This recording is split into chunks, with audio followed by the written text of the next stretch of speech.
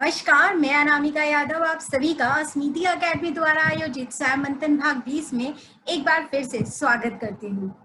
आज की हमारी चर्चा का विषय होगा leadership style learning from Ramayana and Mahabharata. और इस पे चर्चा करने के लिए हमसे आज जुड़ेंगी नीता माथुर जी, जिन्होंने 1993 में अपनी एमबीए की डिग्री जोधपुर यूनिवर्सिटी से प्राप्त की और आज अपने जीवन में वो विभिन्न रोलों की भूमिका निभा रही है। कभी वो मोटिवेशनल स्पीकर बनकर लोगों का उत्साह बढ़ा रही हैं, तो कभी एक सक्सेसफुल एंटरप्रेन्योर की भूमिका भी निभाई है। और आज की इस चर्चा से जुड़े हुए अगर किसी के कोई प्रश्न हो तो हमें वो चैट बॉक्स पे टाइप कर सेंड कर सकते हैं। हम सेशन के लास्ट में उन क्वेश्चंस के आंसर जरूर देंगे। अब हम जुड़ते हैं नीता माथुर जी से। Welcome ma'am. Thank you, Anamika ji. Thank you so much. Thank you ma'am.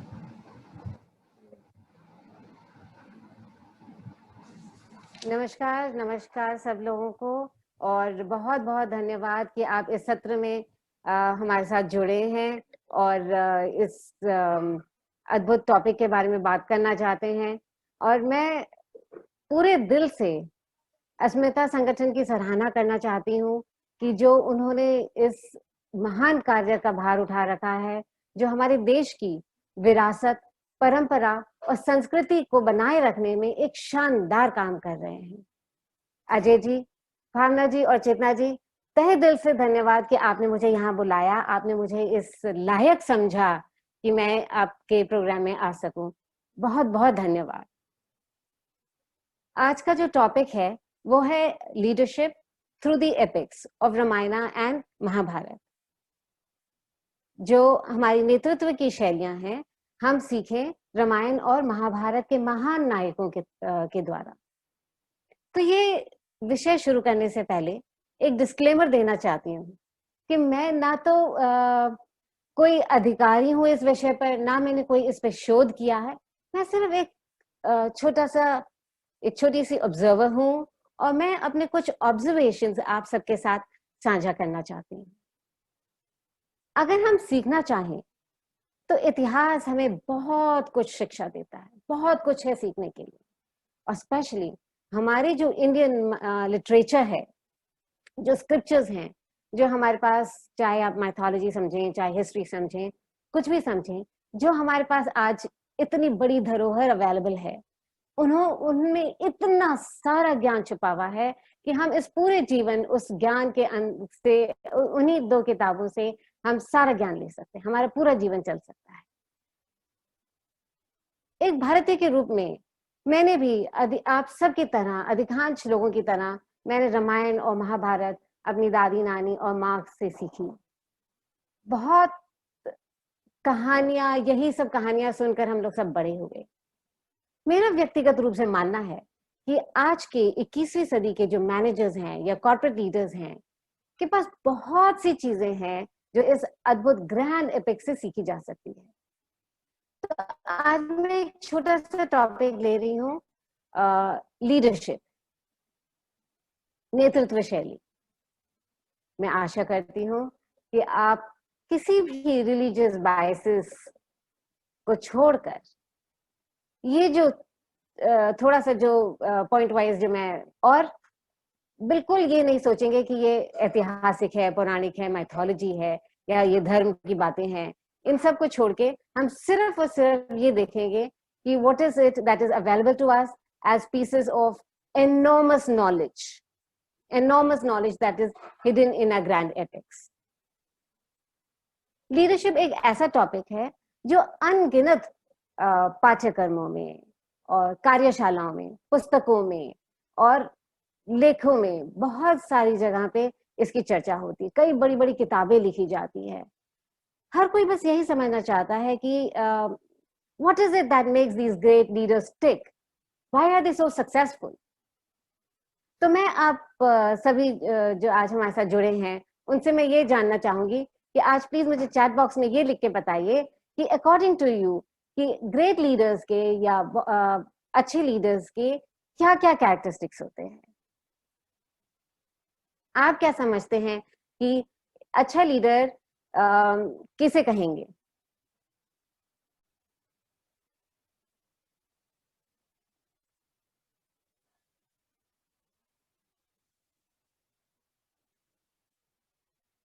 Visionary, team player,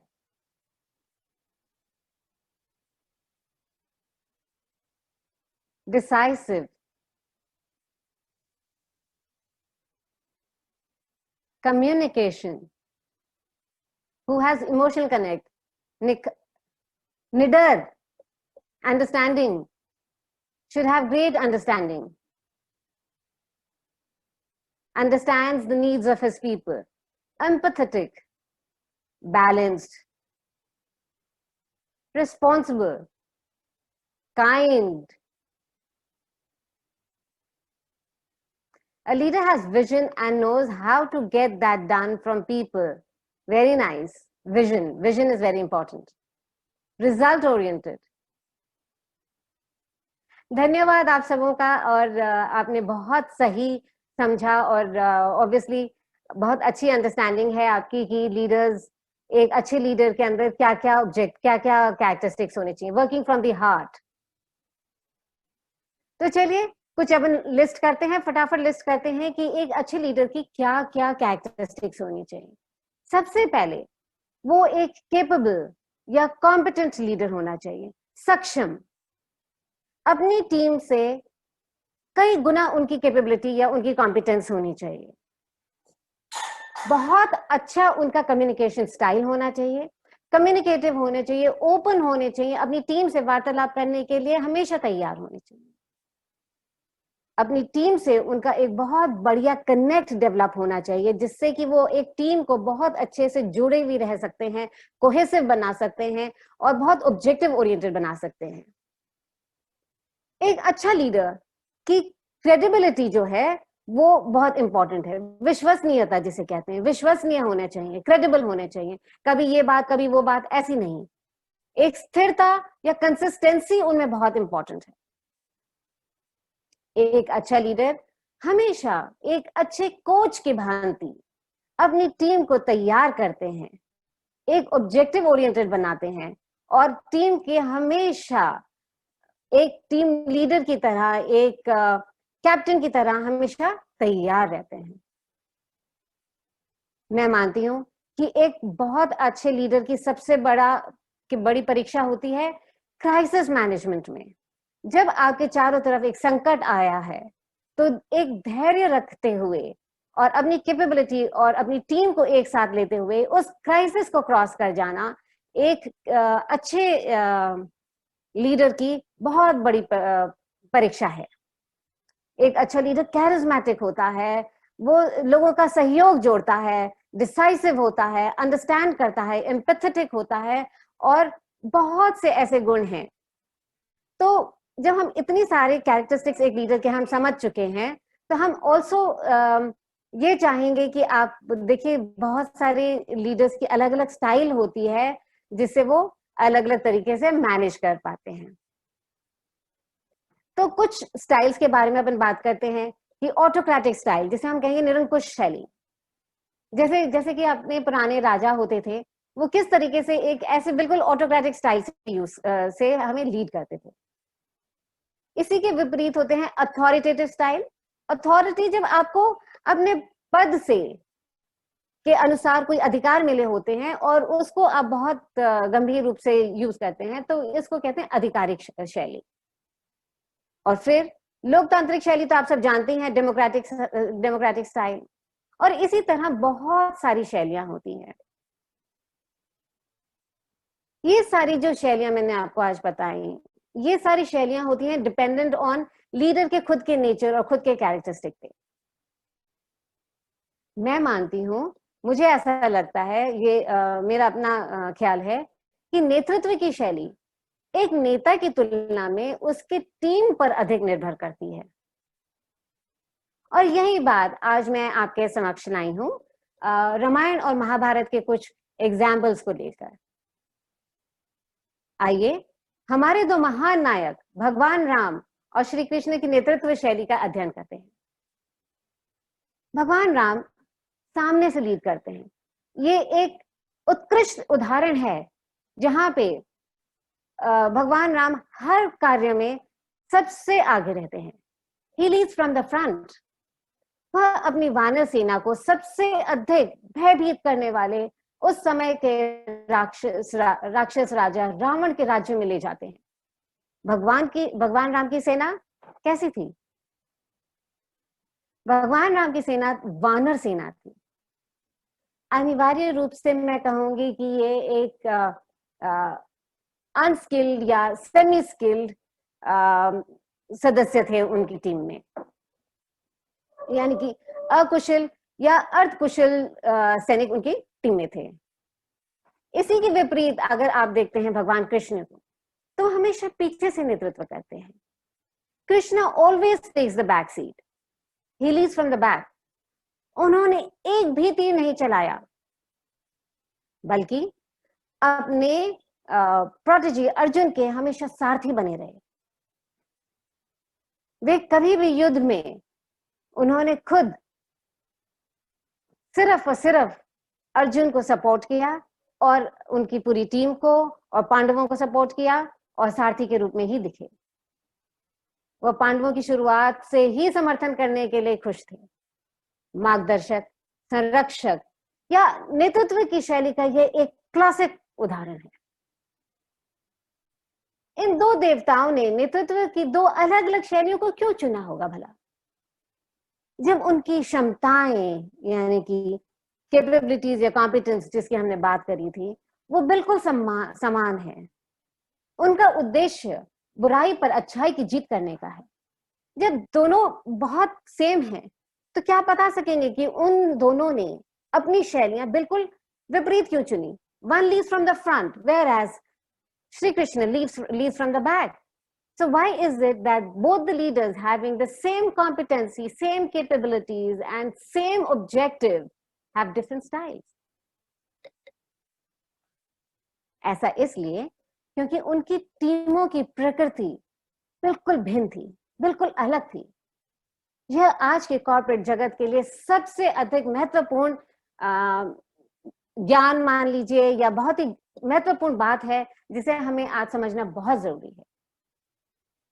आप कॉर्पोरेट में लीडर हैं या आप किसी भी विषय में लीडर हैं, आपका खुद का बिजनेस है, आप एंटरप्रेन्योर हैं या आप स्पोर्ट्स में, पॉलिटिक्स में, किसी भी जगह पे जहां आप लीड कर रहे हैं, छोटी छोटी टीम्स को लीड कर रहे हैं। और मैं ये कहती हूँ कि अगर आप अपने घर में भी रह रहे हैं तो क्या आप वहां पे भी लीडर हैं? क्योंकि 4 लोगों के बीच में जो डिसीजन ले रहा है वह एक लीडर है। तो अगर अपने आप को लीडर मानते हुए इस टॉपिक को जरा आप ध्यान से समझने की कोशिश कीजिएगा और आप डिसाइड करिएगा कि आपकी लीडरशिप शैली, आपका नेतृत्व शैली कैसी होनी चाहिए। हमें अपने स्वयं की नेतृत्व शैली को समझने के लिए अपनी टीम की स्ट्रेंथ, अपनी टीम का नेचर, उनकी आवश्यकताएं, इन सबको पहचान करना बहुत महत्वपूर्ण है। सवाल यह पूछने की जरूरत है कि मेरी टीम कैसी है? क्या मेरी टीम अनस्किल्ड और सेमी स्किल्ड है, अर्धकुशल या अकुशल है, या मेरी टीम अत्यधिक कुशल निपुण सदस्यों से बनी हुई है, extremely skilled and accomplished members? So what is my team made up of? यदि आपका केस पहला वाला है, यानी कि आपके पास अनस्किल्ड और सेमी स्किल्ड लोग हैं, तो आपको राम की भांति लीड करना होगा। So you will have to be leading from the front, क्योंकि अकुशल या अर्धकुशल सदस्यों को हर कार्य को करके दिखाना पड़ता है। उनको किसी भी विशेष चीज को कैसे किया जाता है उसके बारे में बहुत अच्छे से कोच करना पड़ता है, सिखाना पड़ता है, तभी हम अपने उद्देश्य को प्राप्त कर सकते हैं। If you have a team of unskilled people, you can't afford to just sit in your corner office and give orders. You have to be constantly involved in every little small things that your team is doing. तो सबसे पहले एक team leader को objective setting करना पड़ता है, यानी कि लक्ष्य या उद्देश्य को क्लियरली डिफाइन करना बहुत ही इंपॉर्टेंट है। राम जी ने क्लियरली डिफाइन था कि माँ सीता को वापस लेके आना। छोटा सा उद्देश्य क्लियरली डिफाइन पूरे समूह का सबसे महत्वपूर्ण उद्देश्य बन जाता है। यह एकमात्र उद्देश्य पूरी टीम का है। प्रदर्शित करिए कि आप एक सच्चे नेता हैं। आपका कैरेक्टर जो है वो इम्पेकेबल है। वो आपको आपके कैरेक्टर पे, चरित्र पर जज करेंगे। राम उस बलवान पराक्रमी बाली से नहीं पूछते कि मेरी टीम में आ जाइए। आप जानते हैं कि बाली के पास रावण को हराने का एक सिद्ध ट्रैक रिकॉर्ड था। वो रावण को हरा चुके थे। रावण चाहते तो बाली को बोलते आइए मेरी टीम में और चलिए हम रावण को हराते। लेकिन नैतिक रूप से सुग्रीव जो एग्जाइल ब्रदर थे वे सही थे।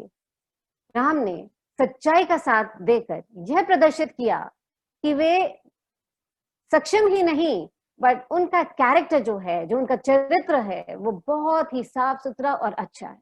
इससे पूरी जो टीम है वो मोटिवेट होती है कि हाँ, हमारा जो टीम लीडर है वो एक बिल्कुल सच्चा और चरित्र से बिल्कुल सही इंसान है। तीसरी बात, राम जी ने शबरी द्वारा झूठे बेर का स्वाद चखा। आप देखते हैं कि इस कहानी का मूल रूप से मेन कहानी से कोई रिलेशन नहीं है, पर रामायण में इसका मेंशन आता है और बहुत खूबसूरती से इस कहानी के बारे में कहा जाता है। राम जी आते हैं और शबरी के की कुटिया में बैठते हैं और झूठे बेर चखते हैं। देखिए, ये जो कहानियां हैं, ये जो सारे जो हमारे पास जो स्क्रिप्चर्स हैं, जो चाहे आप माइथोलॉजी कहें, चाहे इतिहास कहें, जो भी कहें, ये हमें कुछ जो सिखा रहा है वो बहुत इंपॉर्टेंट है। बहुत ही इंपॉर्टेंट बात इसमें ये है कि सबको एक समान दृष्टि से देखा गया है, सबको बहुत आदर दिया गया है, बहुत प्यार दिया गया है और सबको सबकी जरूरतों का ख्याल रखा गया है। राम उन झूठे बेर को खिलाकर एक बहुत बड़ा लेसन देते हैं कि हमें अपने कर्मचारियों को या हमारे जो एम्प्लॉयज हैं, जो हमारे साथ काम कर रहे हैं या हमारी टीम में काम कर रहे हैं, उनको महसूस कराना चाहिए कि सभी इक्वल हैं और उन सबको हम इक्वली रिस्पेक्ट करते हैं। हमारा व्यवहार कैसा है, यह इससे बहुत अच्छा एग्जाम्पल है। यदि नेता अपनी क्षमताओं का प्रदर्शन करने में सक्षम है तो जो उसके अनुयायी हैं, जो उसकी टीम मेंबर्स हैं, वो बहुत वफादार हो जाएंगे। कॉम्पिटेंसी या कैपेबिलिटी जो है वो आपकी टीम से कई गुना होनी चाहिए। इतना कि आपके लक्ष्य को जब ये देखेंगे कि आपका जब हमारा टीम लीडर है वो इतना कॉम्पिटेंट है, इतना केपेबल है, तो आपके लक्ष्य को वो अपना लक्ष्य बना लेंगे। आपकी महत्वाकांक्षाएं जो हैं, आपके जो एम्बिशंस हैं, वो उनका उद्देश्य बन जाएगा और वो बिना सवाल पूछे आपके पीछे पीछे निकल पड़ेंगे, आपका अनुसरण करेंगे। यदि श्री राम कहते हैं कि ये पत्थर तैरेगा तो कोई प्रश्न नहीं पूछता, कोई सवाल नहीं उठाता, सब विश्वास करते हैं और उनको फॉलो करते हैं। राम जी की जो सेना है, राम जी की जो सेना है वो किसी भी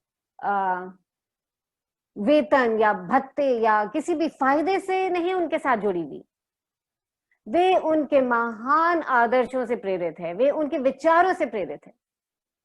तो यदि हम अपने एम्प्लॉयज को या अपने टीम मेंबर्स को अपने आइडियाज, अपने विजन और अपने सेंस ऑफ पर्पस से मोटिवेट कर सकेंगे तो वो आपके साथ हमेशा जुड़े रहेंगे। एक नेता को संगठन के लोगों की विचारों को सुनने के लिए बहुत ही अप्रोचेबल रहना पड़ता है। He should have a very open door policy where people can come and talk to him. तो ये अप्रोचेबल रहना एक बहुत ही इम्पोर्टेंट इसलिए है क्योंकि आपको बहुत सारे लोगों के विचार, आइडियाज और ओपिनियंस पता चलते हैं। देखिए कैसे पता चलता है, ये एग्जाम्पल रामायण में कहाँ आता है। आप याद कीजिए कि जो वॉर विनिंग आइडिया किसने दिया था उनको, जो वॉर विनिंग आइडिया था वो दुश्मन के खेमे से विभीषण ने दिया। अगर राम इतने अप्रोचेबल नहीं होते और वो अपने सुनने के लिए तैयार नहीं होते, तो शायद ये आइडिया उनके पास नहीं आता और पता नहीं कितने युगों तक ये युद्ध चलता रहता. So he should be willing to listen to other people. He should be open about it. He should be approachable. आप सब मेरे साथ हैं? मुझे लग रहा है कि आप सब बहुत ध्यान से सुन रहे हैं. अच्छा, देखिए, राम हमेशा स्वयं युद्ध पे जाते हैं और रोज जो है अपनी टीम का, अपनी आर्मी का नेतृत्व करते हैं. जबकि आप देखेंगे कि उनकी जो आर्मी में कई बड़े बड़े योद्धा थे, जैसे कि उनका खुद का भाई लक्ष्मण, हनुमान, सुग्रीव, अंगद. इतने बड़े बड़े योद्धा होते हुए भी वे हर रोज युद्ध पर जाते हैं और रास्ता तय करते हैं. He always leads from the front. His communication style for the unskilled team has to be very concise. बहुत ही precise communication होनी चाहिए. राम जी को पहले बहुत अच्छा सा एक उदाहरण है यहाँ पे. राम जी हनुमान का मिशन बिल्कुल स्पष्ट करके भेजते हैं. जाकर देखिए कि उन्होंने सीता को कहाँ रखा है. अंगूठी दीजिए और वापस आ जाइए. बहुत ही क्लियर कम्युनिकेशन था.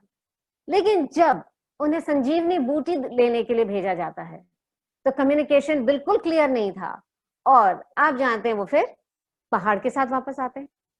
So communication style for the unskilled or semi-skilled team has to be very, very clear.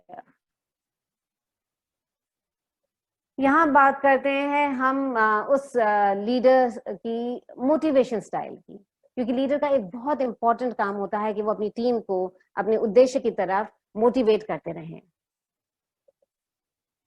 Ram ji की टीम में जब आप नोटिस करते हैं कि पूरी टीम का कोई भी व्यक्तिगत एजेंडा नहीं है. They do not have a personal agenda. उनकी किसी से दुश्मनी नहीं है. सारा एजेंडा सिर्फ और सिर्फ भगवान राम का है. हनुमान, लक्ष्मण, अंगद, किसी का भी कोई भी पर्सनल एम्बिशन या एजेंडा नहीं है. हमें अपनी टीम को एक बहुत बड़ा पिक्चर दिखाना है. We should show them the big picture. Common goals दिखाने हैं कि जो हमारी ऑर्गेनाइजेशन है उसका कॉमन एजेंडा क्या है, कॉमन गोल्स क्या हैं. ये दिखाकर ही हम अपनी टीम को मोटिवेट कर सकते हैं. अब दूसरी ओर जब हम देखते हैं श्री कृष्ण को, श्री कृष्ण ने कई भूमिकाएं निभाई हैं महाभारत में. He is a strategist, he is a leader, manager, negotiator, motivator, influencer, even a manipulator. Many may say he was a excellent manipulator. तो इतनी सारे उन्होंने भूमिकाएं निभाई. उनका नेतृत्व का जो शैली है वो ये है कि वो उन्होंने पीछे की सीट ली और अपने टीम द्वारा सारी गतिविधियों का प्रदर्शन इनकी टीम ने किया. फिर भी आप कहेंगे कि सबसे महत्वपूर्ण जो पोजीशन थी वो श्री कृष्ण की थी, क्योंकि श्री कृष्ण उनके मार्गदर्शक थे, मेंटोर या गाइड थे. जब आपके पास एक बहुत ही पहले से निपुण और प्रभावशाली, कुशल, प्रतिभाशाली टीम है तो एक नेचुरल लीडर की क्या पोजीशन होती है? कौन है वो नेचुरल लीडर?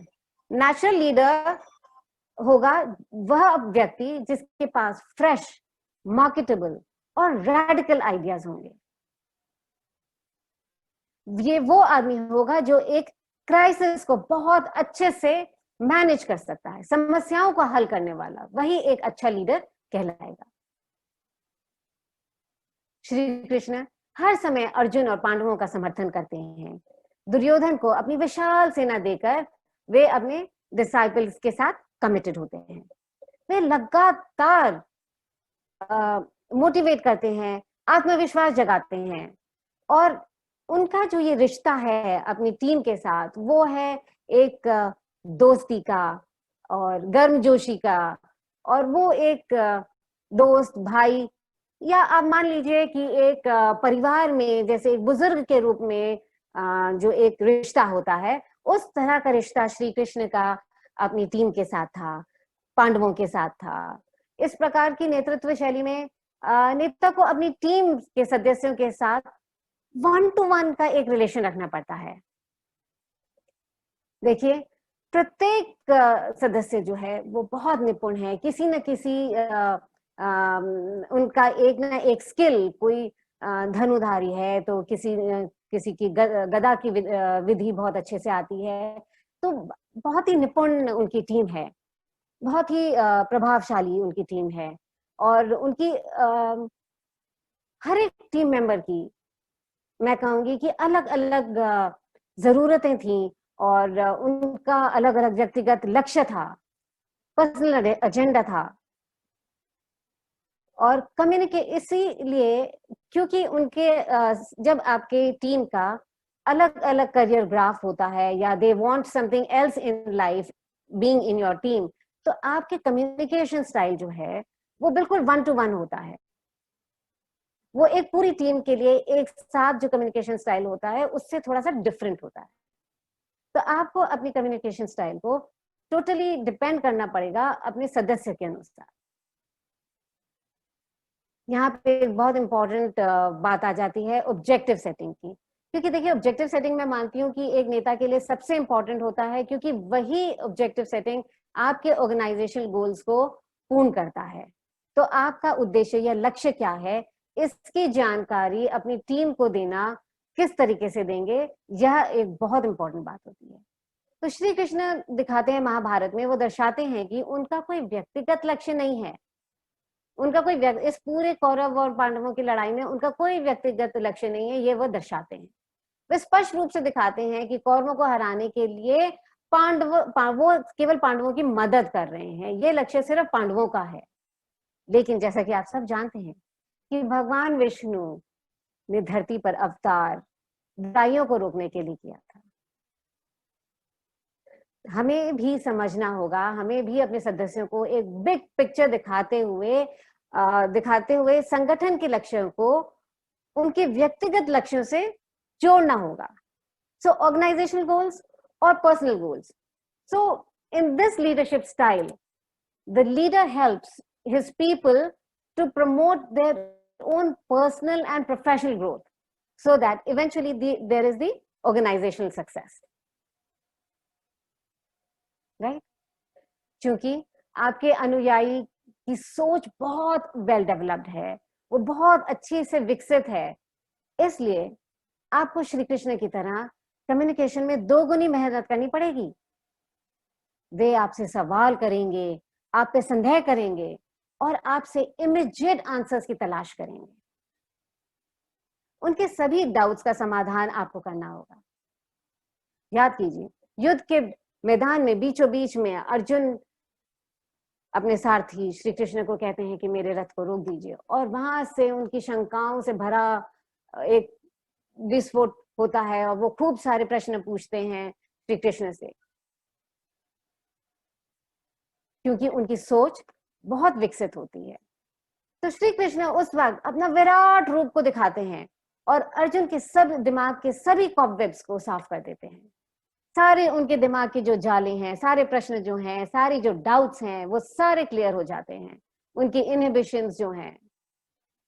और श्रीमद् भगवद गीता बेशक हमारी सबसे इंपॉर्टेंट स्क्रिप्चर है। So what I want to say through Ramayana and Mahabharata is कि there are no leaders without their followers.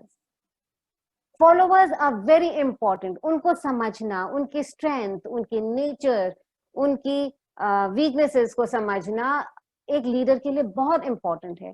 और ये बात आज हम लोगों की जो एजुकेशन स्कीम है या जिस तरह से लीडरशिप पढ़ाई जाती है, तो बहुत ओवरड्यू समझती हूँ मैं कि टीम के संदर्भ में अगर हम लीडरशिप पढ़ाएं तो लीडर्स को समझ आएगा कि वह क्या कर सकते हैं। यहाँ मैं एक चीज और रखना चाहती हूँ कि ऐसा नहीं है कि आप केवल राम की शैली को फॉलो करेंगे या सिर्फ श्री कृष्ण की शैली को फॉलो करेंगे, क्योंकि लीडर होने के नाते आपके पास बहुत अलग अलग तरीके के एम्प्लॉयज होंगे। तो आप on the basis of your employees कि आज मेरे पास स्किल्ड एम्प्लॉय है तो मुझे कैसे बात करनी है, और अनस्किल्ड एम्प्लॉय है तो मुझे किस तरह की शैली का उपयोग करना है, तो हो सकता है कि आपको इन दोनों शैलियों का एक बहुत अच्छा सा बैलेंस बनाना पड़ेगा।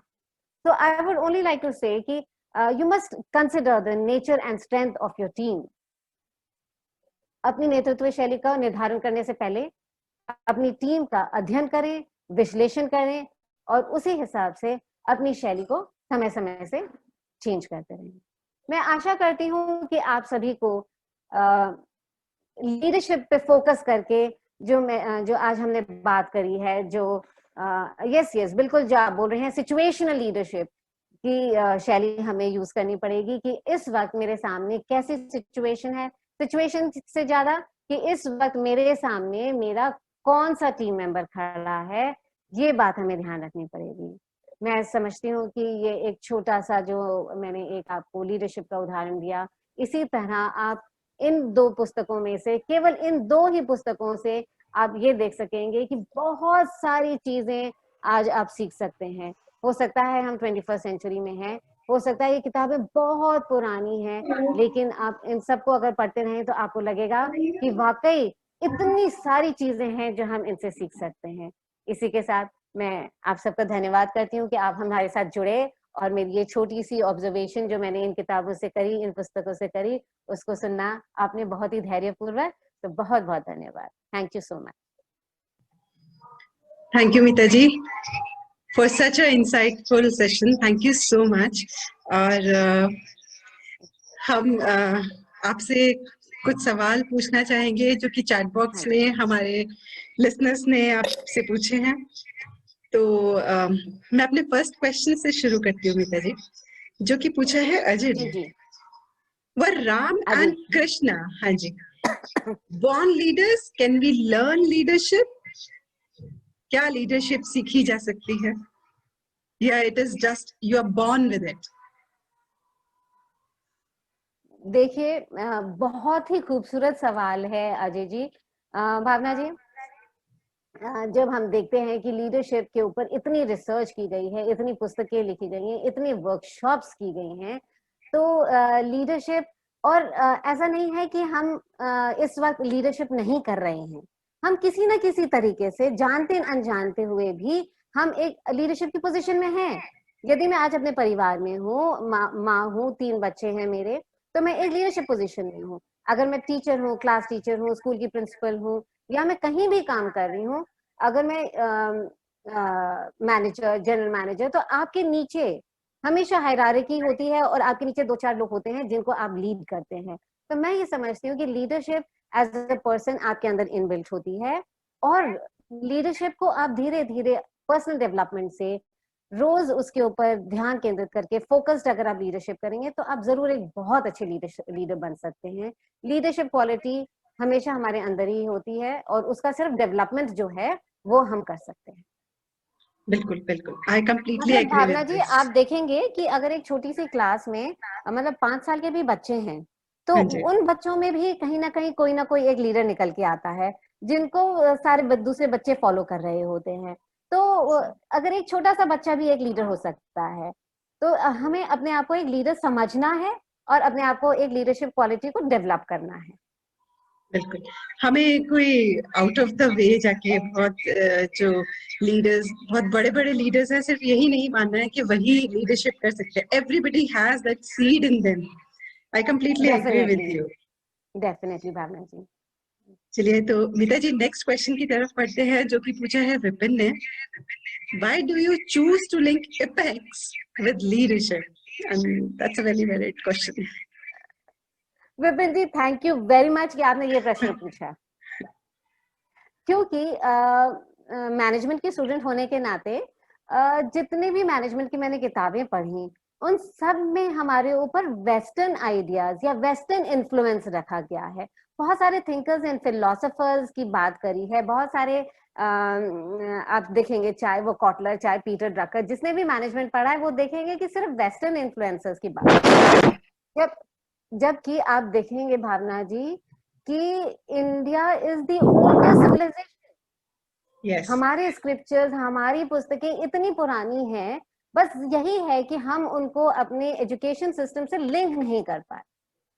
तो विपिन जी, बचपन से ही जब मैं अपनी मम्मी से या अपनी दादी से जब ये रामायण और महाभारत की कहानियां सुनती रही, और फिर बार बार रिपीटेड कहानियां थी, उस वक्त तो बहुत मजा आता था कि हनुमान जी गए, रावण की लंका को जला के आ गए, और हम बड़े खुश होते थे।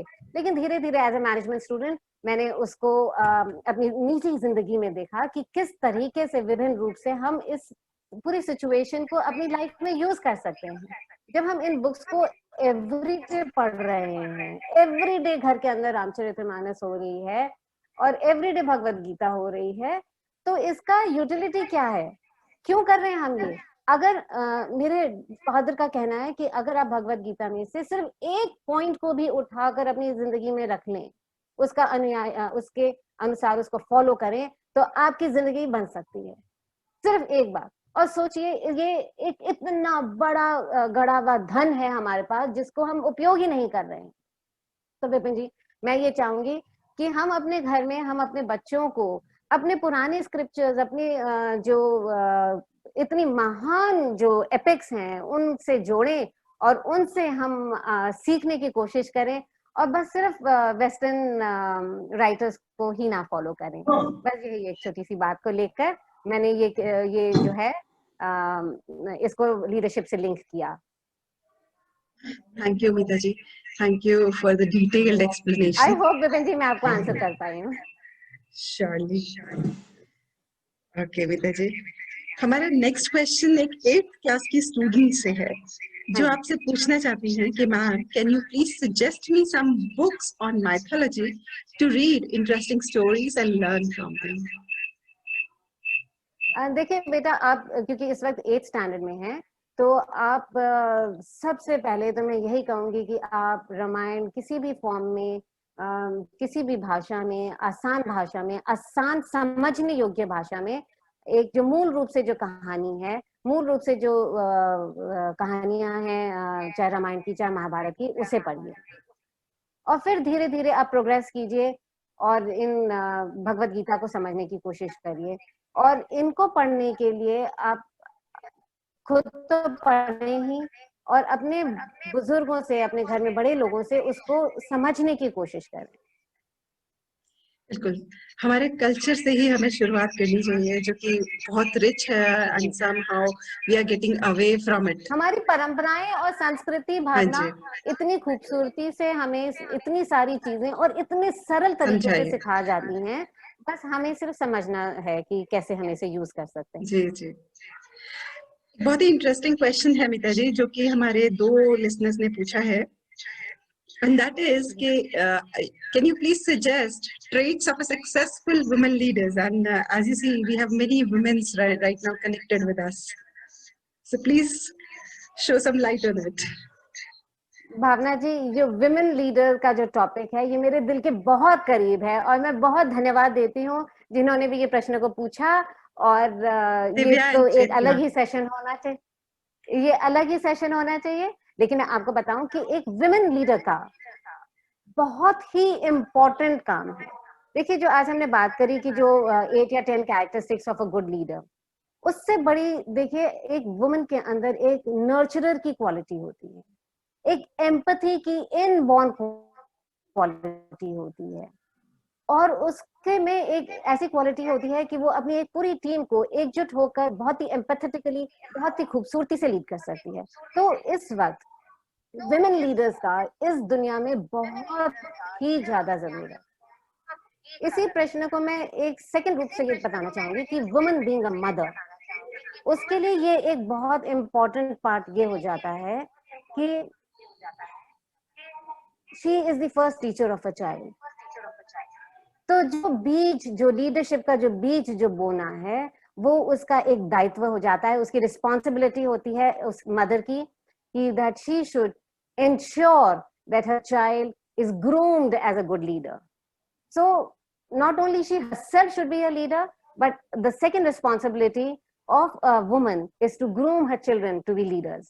वो कॉन्फिडेंस जगाना, वो ट्रेट्स जगाना, वो सच्चाई और कैरेक्टर को इम्पेकेबल बनाना, ये सारा काम मदर का होता है। इसलिए मैं समझती हूँ कि विमेन लीडर तभी हो सकती है जब अच्छी लीडर्स तभी हो सकते हैं हमारे आगे आकर अपनी रिस्पॉन्सिबिलिटी समझें, अपने आप को एज अ लीडर समझें। क्योंकि देखिए पहले तो उनमें एक कॉन्फिडेंस की बहुत कमी होती है। मैं पूरा का पूरा ये जो कॉन्फिडेंस की कमी का जो है वो पेट्राइकल सोसाइटी को नहीं दूंगी, ये हर वुमन की खुद में, क्योंकि जो कॉन्फिडेंस है वो आपके अंदर से आता है। तो आप इसका वेट ना करिए। All the women leaders who are listening to me, please wait नहीं करिए कि ये कॉन्फिडेंस आपको कोई ला के देगा। ये कोई एक ऐसी वस्तु नहीं है जो आप बाजार से ला सकते हैं, या कोई आपको पुरुष आपके हाथ में थमाएगा कि ये लीजिए कॉन्फिडेंस, अब आप एक अच्छी लीडर बन गए। तो विमेन को अपने अंदर अपना एक बहुत बड़ा कॉन्फिडेंस जगाना है, अपने आप को एज अ लीडर देखना है। First, she has to believe firmly that she can be a very good leader.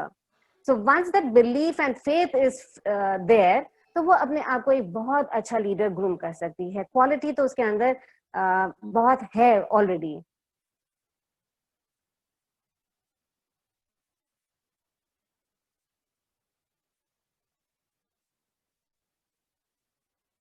So I hope ये जो विमेन लीडर का प्रश्न है ये मैं अच्छे से लोगों को एक्सप्लेन कर सकी हूँ।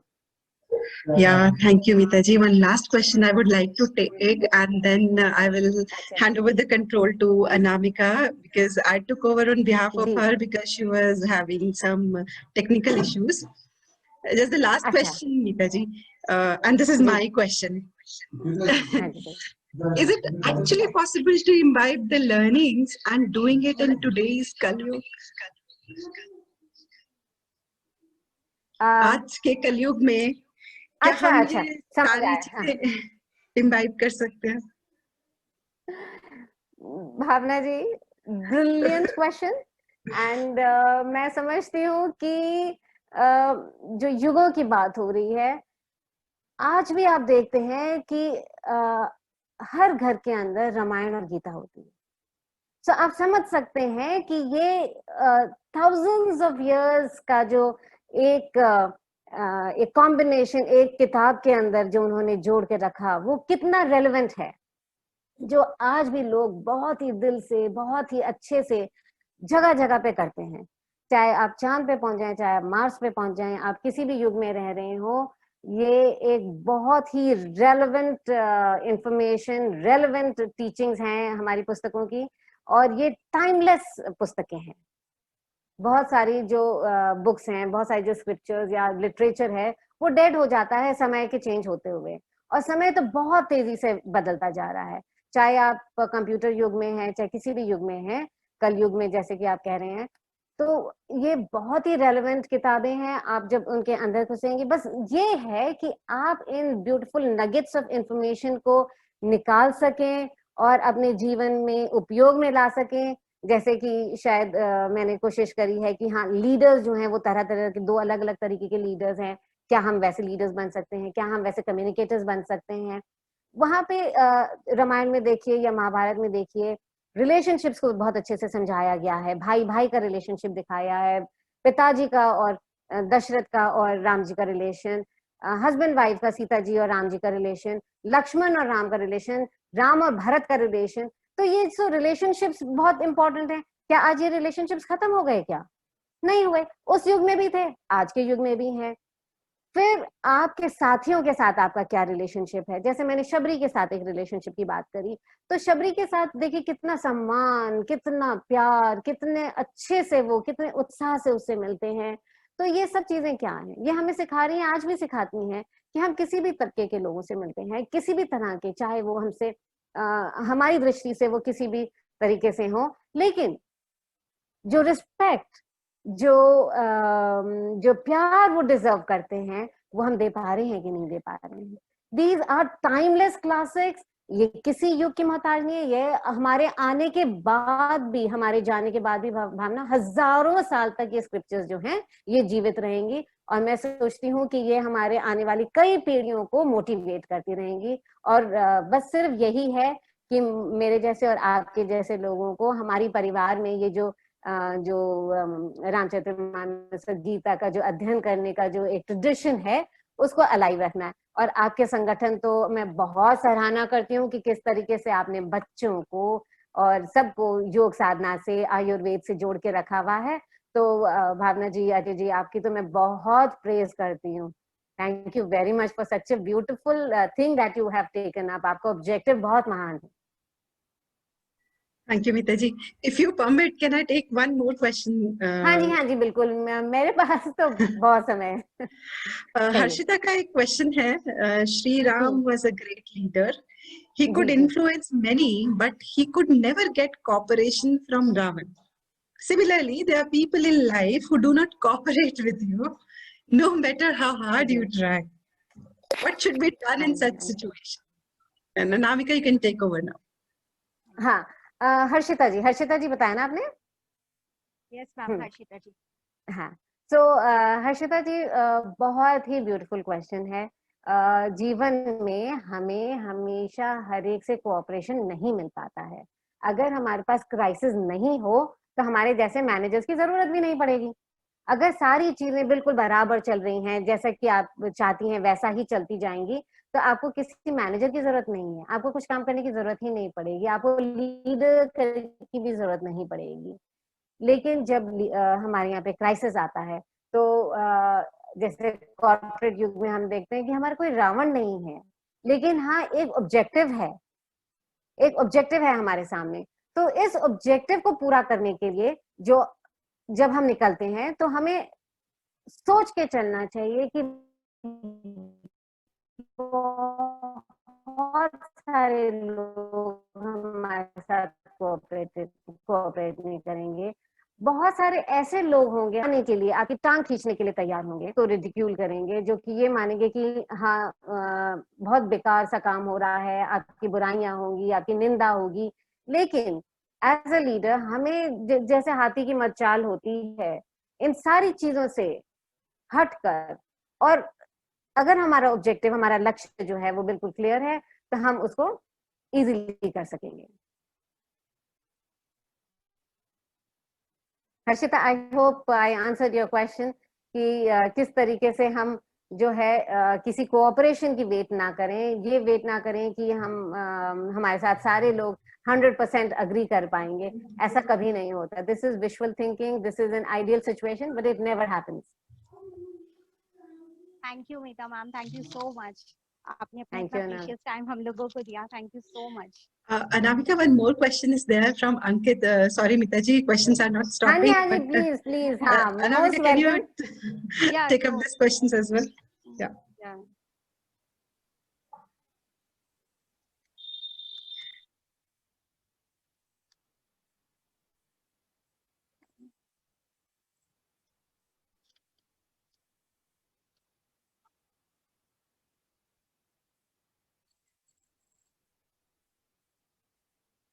भावना जी, क्या क्वेश्चन है? भावना जी, आप ले सकते हैं question please. Yeah, I think Anamika फिर से कुछ टेक्निकल इश्यूज फेस कर रहे हैं। Okay, I will take up. तो ये क्वेश्चन है अंकित जी का, जो हमारे साथ स्पेशल योगा क्लासेस लेते हैं हमारी मॉर्निंग इवनिंग क्लासेस में। तो उनका क्वेश्चन है कि बच्चों को कैसे इनके लिए तैयार करें, कैसे उन्हें न्यू आइडियाज से जोड़े कि वो संस्कृति और वेद पुराणों से जुड़े, जीवन में उतारें। बच्चों के लिए क्या करा जाए ऐसा specially? Ankit ji, as a parent मैं ये आंसर देना चाहूंगी। एज अ पेरेंट मैंने ये देखा है, मेरे 3 बच्चे हैं, मैंने ये देखा है कि children follow what we do, not what we say. जो हम कहते हैं उस पर तो वो कभी भी नहीं अमल करते, पर जो हम कर रहे हैं उसके वो कीन ऑब्जर्वर्स होते हैं। वो बहुत ध्यान से देखते हैं और फिर थोड़े दिनों में हमें लगता है ये तो वही का वही कर रहा है जो हम लोग चाहते थे। So do what you want them to do. यदि आप चाहते हैं कि वो आपकी तरह जो है अपने ट्रेडिशंस, अपनी परंपराओं को फॉलो करें या अपने कल्चर के साथ जुड़ें, तो सबसे पहले आपको वो दर्शाना होगा, उनको दिखाना होगा, lead by example, show them the way. और दूसरी चीज ये है कि इन चीजों को बहुत इंटरेस्टिंग बनाएं। जैसे कि हमारे यहाँ पे अमर चित्र कथाएं हैं, हमने बचपन में लाके ये मैंने जैसे सीखा, मैंने अमर चित्र कथाओं से ही शुरू किया और कहानियां सुनी। और हर फेस्टिवल को जब भी हमने अपने घर में बहुत धूमधाम से मनाया, तो उस फेस्टिवल के पीछे जो कहानियां हैं, उन कहानियों को बहुत अच्छे से समझा कि ये फेस्टिवल क्यों, किस लिए, कैसे मनाया जाता है, तो वो समझा। तो जब बच्चे धीरे धीरे जो हैं, हर अपने उम्र के हिसाब से वो हमारे साथ जुड़ते हैं, हमारी ट्रेडिशंस को समझने लगते हैं, और ये सारी बहुत ही साइंटिफिक चीजें हैं। ये कोई ऐसी बहुत पुरानी कहानियां नहीं बन गई हैं। जैसे बीच में जब हम लोगों ने इसको समझना बहुत अच्छे से नहीं किया, तो अगर हम इसे साइंटिफिकली समझें कि ये कहानियां हमसे क्यों कही जाती हैं, क्यों हमारे यहाँ पे ये परंपरा है कि हमारे घर में इसके इतना ज्यादा पाठ हो, क्योंकि हमें इसमें से कुछ ना कुछ सीख निकालनी है। तो जो इम्पोर्टेंट जो लेसन्स आप समझते हैं, जैसे कि अगर बहुत छोटे बच्चे हैं तो they are the unskilled and semi skilled, so you have to lead from the front. But जब बच्चे आपके टीनेजर्स या बड़े हो जाते हैं, तो they are now the skilled, बहुत निपुण और अकम्प्लिश हो जाते हैं, then you have to lead like Krishna. तब आपको बैक सीट लेनी है और उनको सिर्फ गाइड और मेंटोर करना है। तो यहाँ पे भी आप अपने बच्चों को राम और कृष्ण की तरह अलग अलग लीड कर सकते हैं। तो बचपन में जब वो अनस्किल्ड हैं, तो यू बी द राम, और जब वो बहुत स्किल्ड और अकम्प्लिश्ड हो जाते हैं और टीनेजर्स और बड़े हो जाते हैं उससे भी ज्यादा, तो आप गाइड और मेंटोर की तरह श्री कृष्ण की तरह लीड करें। Thank you Meeta ji, thank you Ankit ji, आपने इतना अच्छा क्वेश्चन पूछा और हमें इसका आंसर मीता जी से सुनने को मिला। Thank you so much. अब आपके और भी क्वेश्चंस होंगे इस विषय से, लेकिन समय की कमी के कारण हम अभी इन क्वेश्चंस को नहीं ले सकते। लेकिन हाँ, आप हमें चैट बॉक्स में टाइप कर भावना जी और अजय सर को सेंड कर सकते हैं। वो हम तक मीता जी तक के क्वेश्चंस के आंसर जरूर देंगे और आप तक पहुंचाएंगे। अब समय है कि मैं आपको बता दूं कि नेक्स्ट स्वयं मंथन में क्या होने वाला है। हमारा नेक्स्ट स्वयं मंथन का टॉपिक होगा लाइफ ऑफ आर्म पर्सनल, जिसके स्पीकर होंगे कर्नल ऋषि जी, जो कि 18 अक्टूबर को है। लेकिन एक और महत्वपूर्ण जानकारी है मेरे पास कि हमारी आर्ट पार्टी सेशन 17 अक्टूबर को है, जिसे अंशिता वर्मा जी लेंगी, और हमारी एक्टिविटी होगी रंगोली पोस्टर। डोंट फॉरगेट, आप हमसे जुड़ना बिल्कुल भी मत भूलना। आप हमसे जरूर जुड़ना, हमारी आर्ट पार्टी से भी और हमारे नेक्स्ट स्वयं मंथन से। Thank you Meeta ji, once again thank you so much. आपने अपना इतना प्रीशियस टाइम हम लोगों को दिया। Thank you very much. Thank you all of you everyone, thank you so much कि आप हमसे जुड़ने के लिए आज। Thank you so much. Thank you so much आप सबका कि आप लोग यहाँ पे आए और आपने मुझे इतना समय दिया सुनने के लिए, मेरे छोटे से ऑब्जर्वेशंस और थोड़ी थोड़ी सी लर्निंग के लिए। और मैं चाहूंगी कि मैं आपके साथ जुड़ी रहूं और आपके स्वयं मंथन में भाग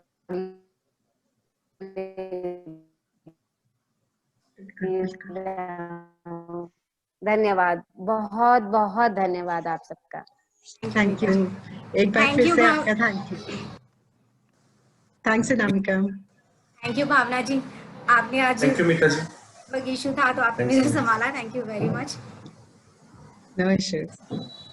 okay, bye bye everyone, see you.